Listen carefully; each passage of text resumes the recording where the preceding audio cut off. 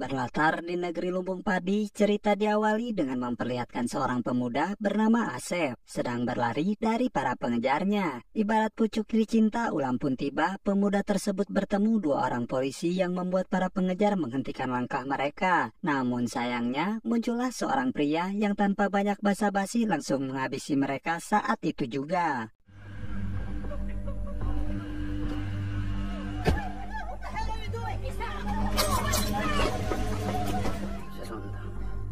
Dia bernama Canggih, seorang mantan pasukan khusus yang kini terlibat dalam sindikat judi online ilegal terbesar di Korea. Yang setelah melumpuhkan para korbannya, mereka mengambil flashdisk dari Asep kemudian pergi begitu saja.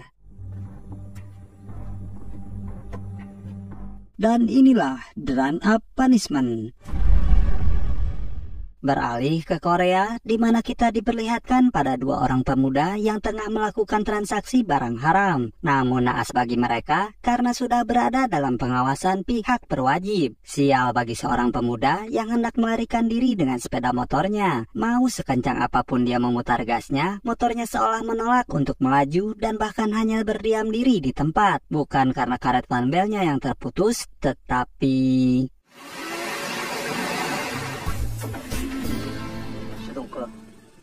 Ya, dia adalah Donli, satu-satunya detektif kepolisian yang memiliki tubuh besar dan tamparan kuat yang mampu membuat siapa saja yang dicaboknya langsung tak sadarkan diri. Rupa-rupanya Donli dan timnya sedang melakukan penggerebekan di sebuah lokasi yang diduga sebagai gudang barang haram. Dan benar saja, para pengedar berkumpul di tempat itu. Merasa aman dengan jeruji besi yang menjadi batas di antara mereka, para pengedar pun dengan leluasa melenyapkan barang bukti, bahkan sempat mengejek seolah berkata "Catch me if you can". Tapi satu hal yang tidak mereka ketahui adalah jeruji besi bukanlah rintangan berarti bagi Donli yang menjadi anggota dari Eternal ini. Sehingga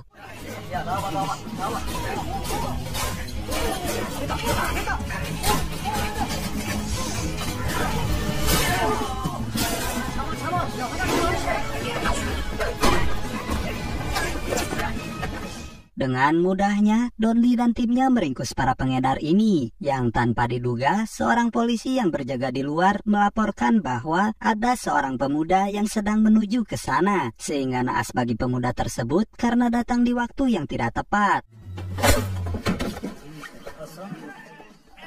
Dari hasil penyelidikan diketahui bahwa para pengedar ini menggunakan sebuah aplikasi marketplace sebagai media transaksi dengan pelanggannya, sehingga Donli dan timnya pun mulai mengusut siapa orang di balik pengembang aplikasi tersebut. Namun karena upaya mereka tak membuahkan hasil, Donli pun meminta bantuan Jisoo yang merupakan seorang ahli IT muda di kepolisian, yang dari situ diketahui bahwa pengembang aplikasi tersebut bernama Asep yang kini bekerja di Filipina. Namun sayang Asep adalah pemuda yang tewas di adegan awal tadi, sehingga Donli yang mengetahui jasadnya sudah berada di Korea, segera pergi ke forensik untuk mendapatkan laporan otopsinya.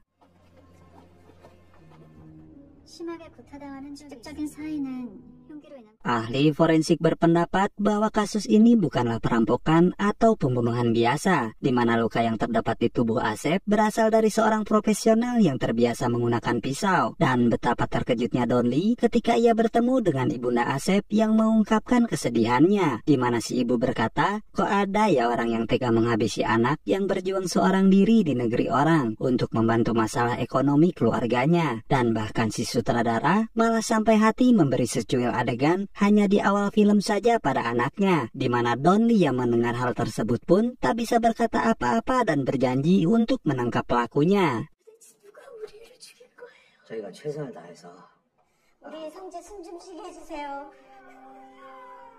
Canggih sendiri adalah mantan pasukan khusus yang dipecat akibat dari kelakuan buruknya yang terlalu banyak menghabisi warga sipil, sehingga ia beralih profesi menjadi tentara bayaran hingga akhirnya terlibat dalam bisnis kriminal hingga judi online. Dan Asep adalah seorang ahli IT yang bekerja di bawah paksaan Canggih untuk memelihara dan mengembangkan server judi online tersebut.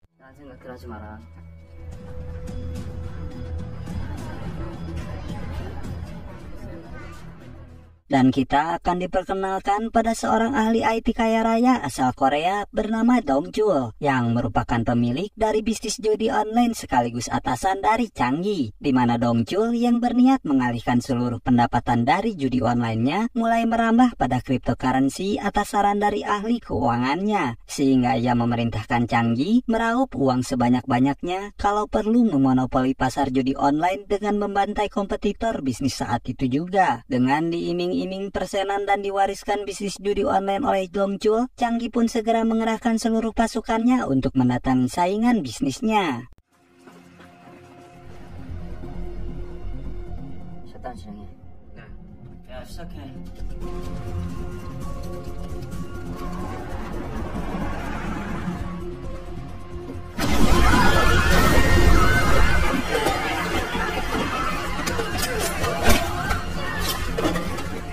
Entah situasi macam apa ini, tapi nyali yang dimiliki oleh Changi dan anak buahnya benar-benar sangat tinggi. Tanpa perubahan ekspresi berarti di wajahnya, Changi pun menghabisi si bos besar dengan begitu saja.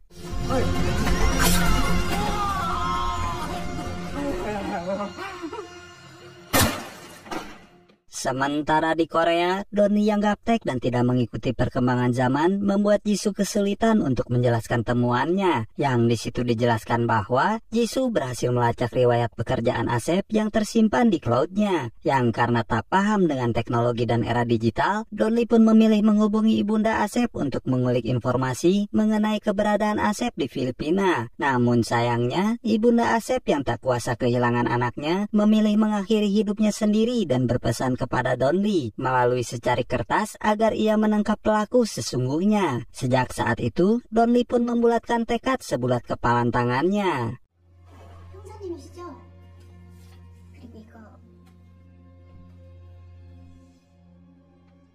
Namun tekad Donnie tak seiring dengan keputusan sang kapten, di mana beliau yang sama gapteknya dengan Donnie memutuskan untuk melepaskan kasusnya karena merasa bahwa kasus kejahatan digital bukanlah ranahnya, sehingga Donnie yang sudah terlanjur berjanji pada mendiang ibu Asep bersikeras meyakinkan sang kapten untuk tak usah merisaukan kasus kejahatan digital, karena Donnie meyakini bahwa kepalan tangannya adalah kepalan tangan digital.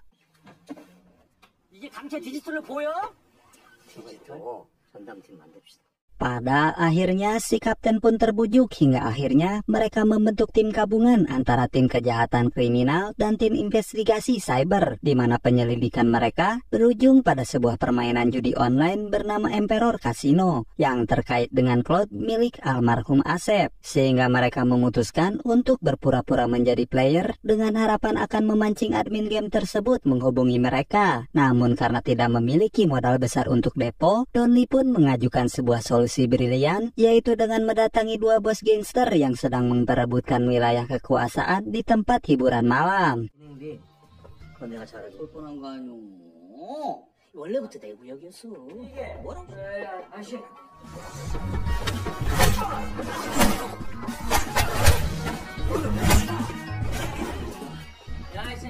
Situasi yang awalnya panas seketika mereda ketika mengetahui Donnie berada di hadapan mereka, di mana maksud kedatangannya adalah untuk meminta uang keamanan pada mereka berdua. Mengetahui siapa yang ada di hadapannya, mereka pun tak mampu menolak dan bahkan Donnie memberikan tugas tambahan pada mereka untuk mencari orang yang mengetahui seluk-beluk seputar judi online.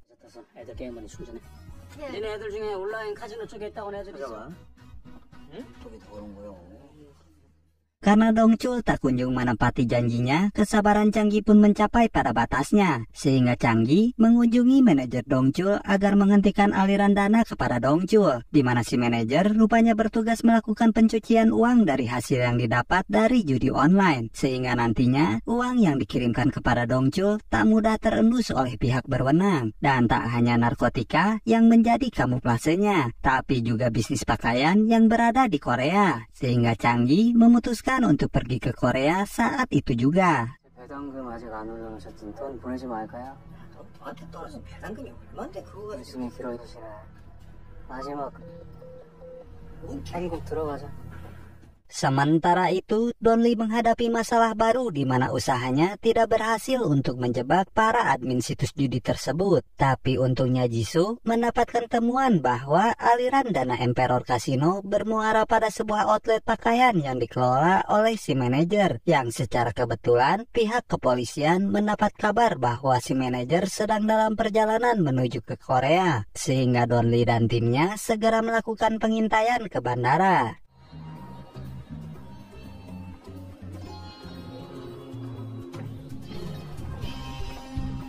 Tak hanya si manajer, rupanya Chang-gi dan anak buahnya pun tiba di Korea, di mana Donli yang belum mengetahui Chang-gi hanya berfokus pada si manajer dan terus membuntutinya. Tak perlu buang waktu dan tenaga, hanya dengan bermodalkan pengalaman dan kecerdasan yang dimilikinya, Donli mengatur strategi dengan menurunkan 2 rekan polisinya, sementara ia duduk manis di mobilnya.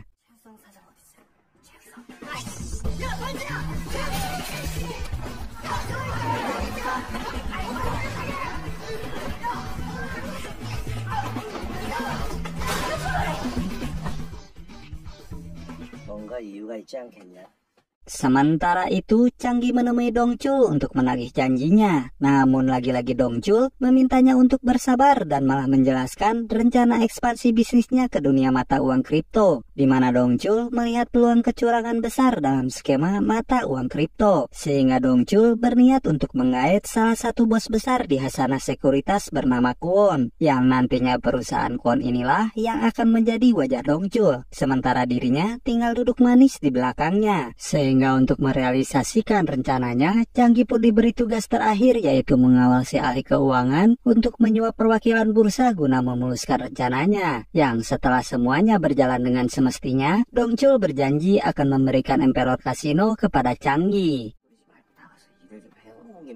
심사관 일 좀 처리해줘라. 야, 그렇게 되면은 너 카지노 지분이랑. 너 그 말은 꼭 지켜야 돼. Melihat si ahli keuangan kesulitan menyuap perwakilan bursa, sehingga Chang-gi turun tangan dan melakukan negosiasi dengan caranya, yang karena masih sayang dengan nyawa dan ada keluarga yang harus dinafkahi, sehingga perwakilan bursa pun segera menerima kesepakatan yang diajukan oleh Chang-gi. Yang setelah selesai dengan tugasnya, Chang-gi kembali menerima perintah dari Dong-chul untuk melenyapkan si manajer yang saat ini sudah berada di tangan polisi.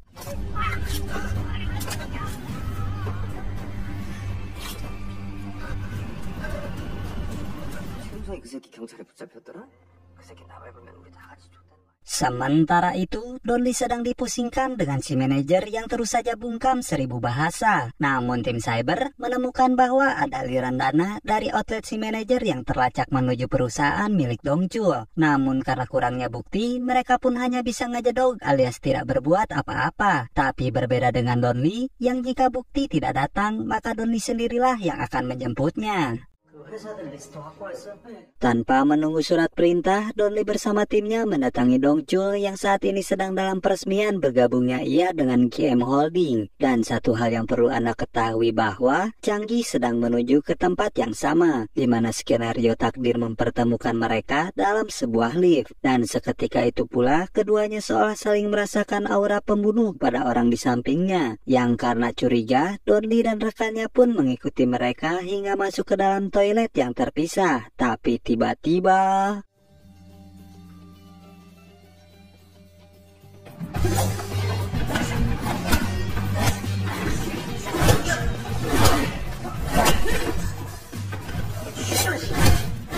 terlihat dengan jelas bahwa Donli bukanlah lawan sepadan bagi anak buah Chang-gi. Namun berbeda dengan rekan Donli yang nyaris saja dihabisi oleh Chang-gi, yang karena berhubung durasi film masih panjang, maka sutradara pun tak begitu saja mempertemukan Donli dengan Chang-gi, di mana seorang petugas kebersihan menjadi tawanan Chang-gi untuk melarikan diri bersama tangan kanannya. 야, 하지마. 야, 안 돼!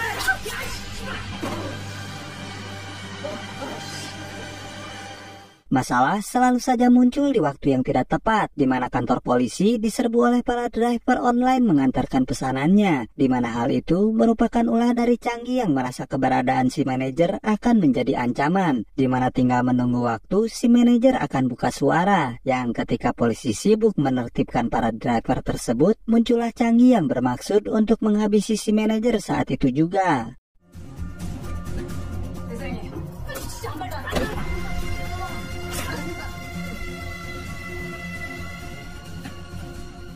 Karena kehilangan satu-satunya sumber informasi ditambah kekacauan di hotel yang mengakibatkan korban jiwa, pada akhirnya kepala kepolisian pun meminta Donli agar melimpahkan kasusnya, di mana keputusan beliau kali ini nampaknya tak bisa dibujuk hanya dengan berkata kepalan tangan digital semata, yang karena kepalang basah dan harus ancelom sekalian, maka Donli pun bersikeras membujuk beliau dan mengatakan bahwa dia akan menyelesaikan kasus ini sampai titik darah penghabisan, sehingga Pak Komisaris yang mendengarnya pun memberikan izin secara langsung kepada Donli.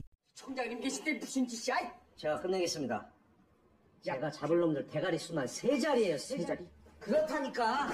3자리면 해야지. 예. 열심히 하겠습니다. Tak hanya Donli, rupanya tim cyber pun mengalami kesulitan untuk melacak lokasi server Emperor Casino, sehingga Donli terpikirkan sebuah ide dengan melibatkan seseorang yang hatam dengan seluk-beluk dunia perjudian.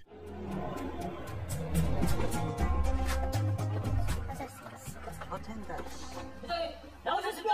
작배 이 새끼야 불법 주차야. 응? 이 새끼 또 기어 나와가지고 이거 기계 조작해가지고 너 같이 좀 가야 돼. 따라와.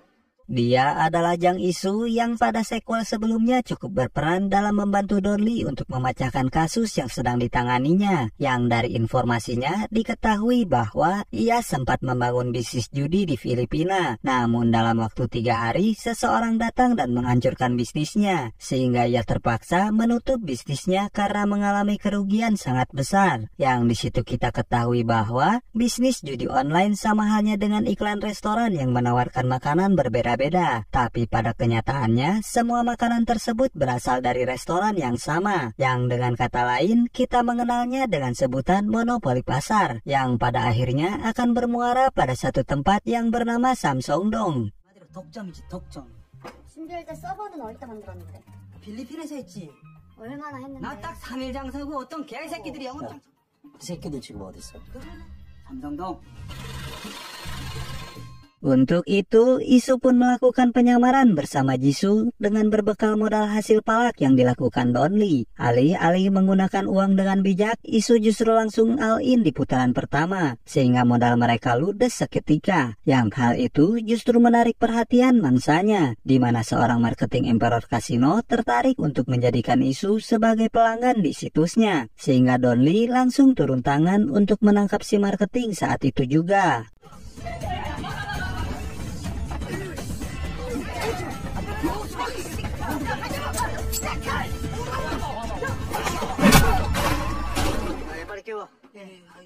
Berdasarkan keterangan si marketing, lokasi server Emperor Casino berada di kota Filipina, yang dari pengakuannya dapat kita ketahui bahwa Emperor Casino sangat gemar menghancurkan saingan bisnisnya, sehingga Donli memutuskan untuk mengirimkan sebagian timnya dan bekerja sama dengan kepolisian setempat untuk membangun bisnis judi online sebagai perangkap agar anak buah Changi menyerang tempat mereka, sehingga ditunjuklah Isu yang memiliki segudang pengalaman dalam perjudian untuk memimpin tim kepolisian di Filipina. Namun karena Isu sudah memiliki kehidupan baru dan asisten cantik di dekatnya, ia pun menolak mentah-mentah perintah Donli, sehingga Donli yang mengetahui Isu bercita-cita jadi polisi sejak kecil pun mengiming-iming Isu dengan sebuah lencana dan menobatkan Isu sebagai polisi rahasia, yang alhasil Isu pun mempercayainya begitu saja. 작전 성공하면 그동안 나쁜 짓 한 거 폴리스 다크 아미 아니야. 보자 마야. 가자. 자, 사이트 운영팀은 수사, 자금 관련된 건 진흥팀에서 맡아주세요. 준비도 다 해놨어요. 오케이. 비행기? 필리핀에 가서 영업장 만들어야 될 거 아니야. 폴리스 다크 아미. 씨발 해보자. 그렇지. 가자. Tiba di Filipina, rupanya pengalaman Isu tak hanya isapan jempol belaka, di mana dia fasih berbahasa setempat dan sangat lihai saat bernegosiasi, sehingga dalam waktu singkat, proyek bisnis judinya pun selesai dan segera mulai beroperasi. 준비 다 됐어요. 오케이. 필리핀 경찰에 협조 요청했으니까 그쪽이랑도 공조해. Tak butuh waktu lama, server judi online Isu pun terlacak oleh anak buah Changi, yang dengan perintah dari Changi, mereka pun langsung mengerahkan pasukannya dan melakukan penyerangan.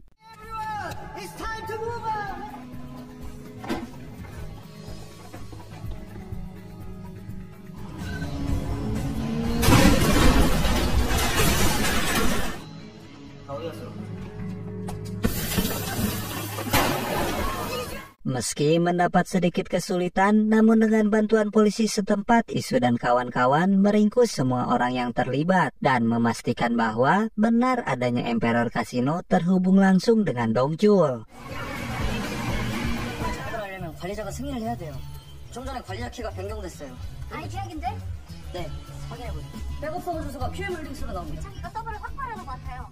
Sementara Dongchul sendiri dipusingkan dengan kelakuan Changgi yang kian hari makin sulit untuk dikontrol, sehingga ia menjadi khawatir kalau Changgi akan menjadi ancaman di kemudian hari. Maka dari itu, ia pun memerintahkan Kwon untuk mengerahkan pasukannya guna menghabisi Changgi saat itu juga, di mana Changgi yang sudah menduga hal tersebut justru memasang badan dan siap untuk menyambut kedatangan mereka.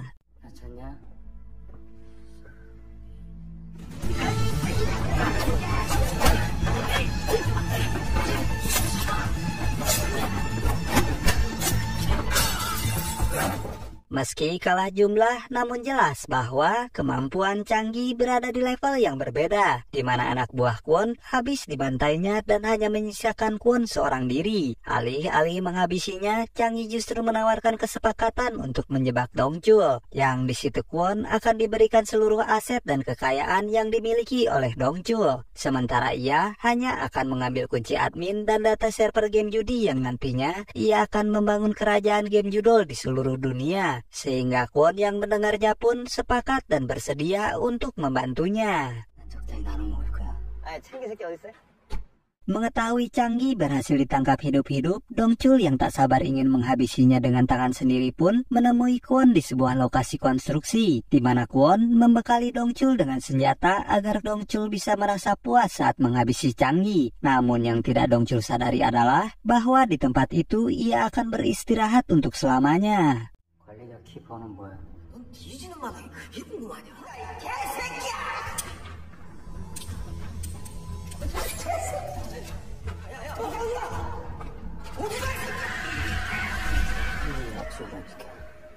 Sesuai kesepakatan, Changgi hanya mengambil benda yang dia inginkan, sementara sisanya diberikan pada Kwon yang langsung dengan segera memindahkan semua uang bersama anak buahnya. Yang di situ Changgi segera melarikan diri dengan pergi ke bandara untuk meninggalkan Korea. 자기가 서버를 확보하는 것 같아요.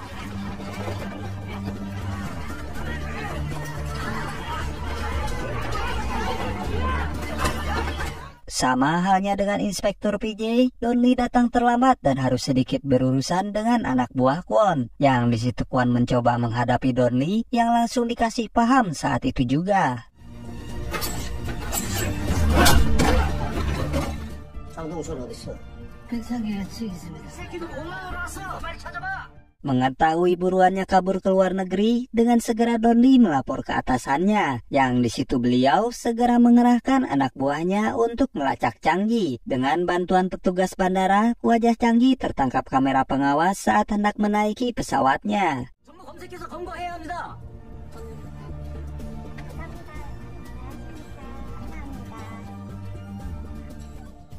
찾았습니다. 밖에 안 남았습니다. 알았어. Changgi sendiri sudah berada di pesawat dan siap untuk menyambut kemenangan. Namun Donnie yang baru saja tiba memaksa pihak penerbangan untuk menunda lepas landas. Yang ketika masuk ke dalam pesawat, Donnie pun meminta agar pramugari mengamankan lokasi penangkapan. Yang di situ Donnie hanya diberi waktu 5 menit untuk menuntaskan tugasnya. 자석 괜찮겠어? 외롭지. 사람을 진짜 세게 때리진 않거든. 죽을까. Walaupun Donnie harus menghadapi 2 orang sekaligus, namun pertarungan berat sebelah ini mampu ia menangkan, di mana Donnie terlebih dahulu melumpuhkan anak buah Changgi dengan 1 pukulan mematikan yang langsung membuatnya terkulai lemas.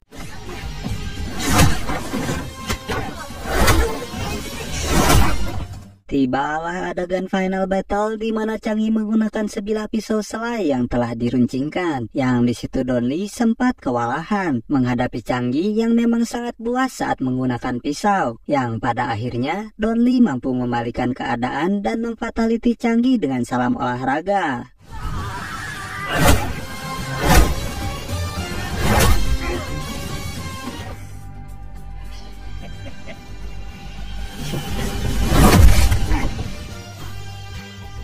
Pada akhirnya, Changi pun berhasil diringkus pihak kepolisian. Dan sama seperti biasanya, segala jenis kerusakan yang diakibatkan oleh Donli menjadi tanggung jawab si kapten untuk menggantinya. 잠시만요. 여기 책임자분이 누구시죠? 패스트클래스 파손 정도가 너무 심해서. 야, 석두야, 여기 뭐 고장... 네, 그렇습니다.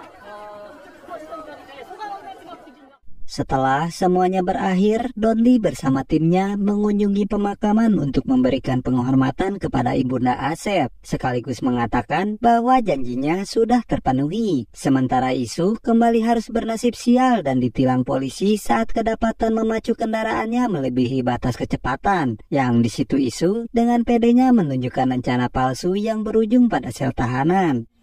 우리 같은 식구야. 내리세요. 경찰 사칭으로 쓰는 F가 아니라 T야 양반아 내려. Tamat dan sampai jumpa di alur cerita film selanjutnya.